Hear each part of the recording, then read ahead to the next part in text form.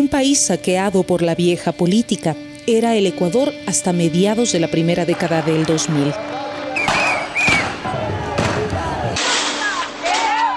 La inestabilidad era tal que en tan solo 10 años llegó a tener 10 presidentes e innumerables movilizaciones sociales. Se va Gutiérrez, se va Lucio Gutiérrez, señores. Eran más los ecuatorianos que se iban del país que los que regresaban.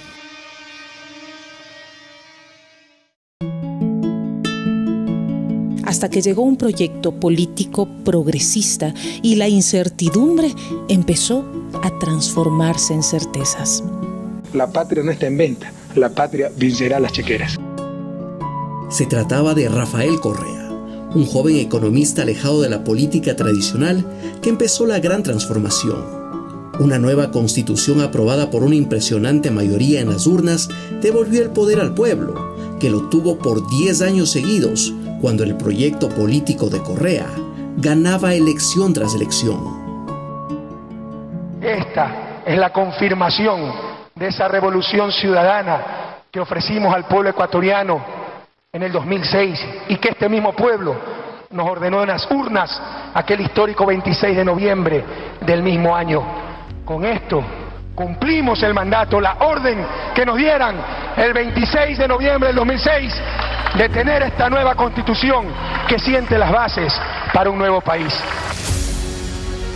Fue así como por primera vez el ciudadano pudo tomar las riendas de su país y a través del Consejo de Participación Ciudadana y Control Social ser parte de la toma de decisiones.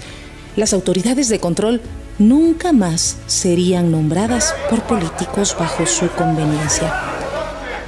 Lo reemplazaría un organismo independiente que reemplazaría a estos ciudadanos. El Estado dejaba de tener 3 funciones para pasar a tener 5, todas operando de manera independiente, ordenada y con sus respectivas atribuciones.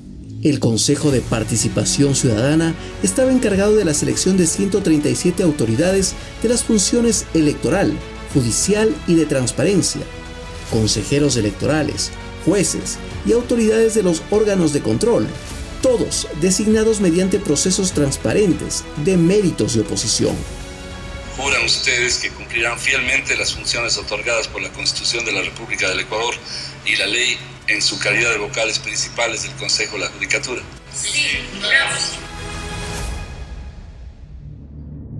Pero la destrucción llegó tras el triunfo de Lenín Moreno, que ganó la presidencia bajo el paraguas del movimiento político del expresidente Correa, pero no dudó en traicionar a sus electores. Moreno se entregó de lleno a la banca. Yo soy uno más, señor presidente, de tantos que no votamos por usted y ahora estamos gustosos de respaldar, de apreciar, de felicitar la gestión que usted está haciendo, señor presidente. Sabes, y Antonio, en ese orden de ideas, yo les estoy también agradecidos por no haber votado por mí. A los que les estoy agarrando un poco de odio, más bien a los que votaron. La gestión de Moreno se centró en destruir la institucionalidad del Ecuador. A 5 meses de haberse posesionado, convocó a una consulta popular que cambió la conformación del Consejo de Participación, nombrando a dedo a las nuevas autoridades. Les consultamos sobre el cese inmediato de los actuales miembros del Consejo de Participación Ciudadana y proponemos que los nuevos integrantes sean elegidos a través de votación universal. Los miembros del nuevo Consejo Transitorio, muy cercanos a Moreno, llegaron gracias a una cuestionada consulta popular que se realizó sin dictamen de la Corte Constitucional, tal como hasta hoy lo exige la ley. Fue y es por la reestructuración institucional del Estado. El presidente del Consejo Transitorio aseguraba estar por encima de la Constitución y llegó a tener un poder ilimitado. En el caso de que hubiera algún conflicto entre nuestras decisiones y la Constitución, ha de prevalecer la norma creada por nosotros para cumplir nuestras tareas. Basados en este criterio, todo en el Consejo Transitorio se hizo a conveniencia. En esta sala se evaluó a quienes no tenían la competencia de hacerlo, como a los jueces y juezas de la Corte Constitucional, mientras que a quienes sí debía designar, prefirió ignorarlos. Fue el caso de la Contraloría, donde no se topó a Pablo Celi. pese a que se había arrogado funciones. No me diga la mía ese tipo de tonterías. No me puede.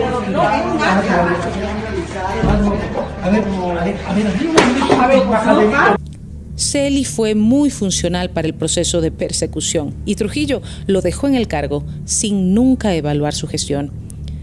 A quienes no los podían utilizar para su persecución eran tratados como enemigos. El presidente del Consejo de la Judicatura, Gustavo Yalc, un respetable doctor en Derecho, fue amenazado públicamente por Trujillo. No me obligue a usar la fuerza pública para reducirle al sitio que le corresponde. El proceso de evaluación no ofrecía ninguna garantía para las autoridades que estaban en funciones. Yalc y toda su caterva de cómplices de la violación permanente de los derechos humanos no nos va a detener. La Fiscalía General era el objetivo primordial. Para completar la obra se necesitaba una persona utilitaria que canalice la persecución en el ámbito penal. La elegida fue Diana Salazar, que en realidad fue la menor puntuada en el concurso de méritos. El consejero Javier Zavala Egas lo denunció meses después. Zavala Egas estuvo en contra de este nombramiento. En méritos no estaba primera. En oposición, en el examen escrito que se hizo, tampoco llegó primera. ¿Quién y cómo calificaron como calificaron a la fiscal para que llegue primera al concurso? Mi calificación fue 24/30. Por lo tanto, la pregunta es ¿por qué llega primera? Porque se la calificó para que llegue primera. En realidad, las pruebas de quien fue designada fiscal fueron mediocres. Su examen escrito recibió la calificación de 10/20 y su exposición oral solo demostró desconocimiento. Se requiere decisión para tomar algunas decisiones y tener la decisión de tomar las decisiones. La víctima, ¿qué clase? La víctima tiene que versar mismo de la organización. ¿Pero por qué? Nos vamos a decir. Pese a esto, fue designada fiscal general de la Nación. Porque haber sacado 10, eso no significa corrupción, significa honestidad. Moreno aseguró de esta manera los 3 pilares para la persecución, para el lawfare. Pablo Celi, el contralor subrogante, forjaba informes de responsabilidad penal contra todos los correístas. Con estos informes actuaba la Fiscalía de Diana Salazar y los casos llegaban a los jueces puestos por Moreno y Trujillo y los sentenciaban. Tradicionalmente, los fiscales tienen temor y miedo de solicitar prisiones preventivas.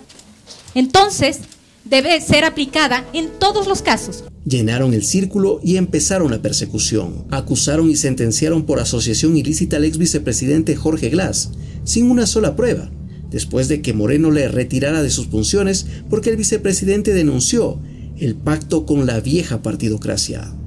Me han quitado las funciones por pedido de Guillermo Lasso, por pedido de los grandes empresarios. Comprendieron con claridad que no iban a contar conmigo para el regreso del viejo país, para el país del tongo, del reparto, de las componendas. Se inventaron el caso Balda, un supuesto secuestro en el exterior de una persona que huyó a Colombia evadiendo la justicia. Y ahí salió la primera orden de prisión contra el expresidente Correa, cuando todo evidentemente fue un montaje, y lo denunció el mismo cooperador eficaz de la Fiscalía. Desde Argentina, en donde actualmente se encuentra refugiado, Raúl Chicaiza, ex agente de la CNAIN, cuenta su verdad sobre el caso Balda. Este caso fue netamente político y en su contexto debo aplicar y debo normalizar que detrás de todo esto estuvo el expresidente del Consejo de Participación Ciudadana y Control Social, el doctor Julio César Trujillo. Meternos preso a nosotros como chivas expiatorios para hacer daño a Romero, hacerle daño a Correa y seguir haciendo daño más. Por este engaño, el presidente Correa tuvo su primera orden de prisión. Luego, aseguraron que Odebrecht puso presidente en Ecuador. Y como esta empresa nunca fue enjuiciada, denominaron al caso Sobornos 2012-2016. Sin Odebrecht, la utilitaria fiscal acusó al expresidente Correa de dirigir una organización criminal. Como nunca pudieron demostrarlo, se inventaron la figura de influjo psíquico. Todo en un tiempo récord. En plena pandemia, se cumplieron a la carrera todas las instancias judiciales, un día antes de terminarse las inscripciones a las elecciones presidenciales. Y de esta manera, se aseguraron que el expresidente Correa no pueda participar como candidato. Sentenciado como instigadores tanto al señor Rafael Correa Delgado como al ciudadano Jorge Glass, que ellos, a través de su influencia, irradiaron para que sus ministros, secretarios de Estado y asesores cometan los delitos. De esta manera, Moreno y Trujillo cristalizaron su propia venganza contra la Revolución Ciudadana y se encargaron de que nadie pueda rever sus decisiones a través de una sentencia de la Corte Constitucional, cuyos miembros fueron designados por ellos mismos. Haré todo lo posible porque este hombre vaya a donde debe estar, en la cárcel. ¿Qué diremos? Que vayan a la cárcel desde el jefe de Estado y de todos los funcionarios que le acompañaron. Por eso fue que para llevar adelante enjuiciamientos penales a funcionarios del expresidente Rafael Correa, cambiaron al 70% de los jueces. Prohibición de salida del país a todos los funcionarios, ministros, secretarios de Estado y viceministros que participaron en régimen del gobierno de Rafael Correa.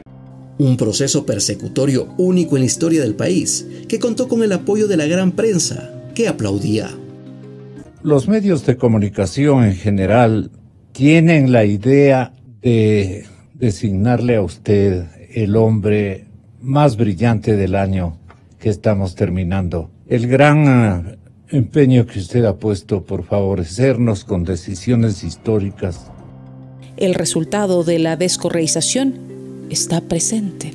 Ecuador pasó de ser el segundo país más seguro de América Latina al más peligroso de todos, y donde en plenas elecciones se asesinó a un candidato presidencial para tratar de inculpar a la Revolución Ciudadana, impidiendo su triunfo en la primera vuelta electoral y asesinando a los 7 sicarios durante el balotaje, afectando su votación final.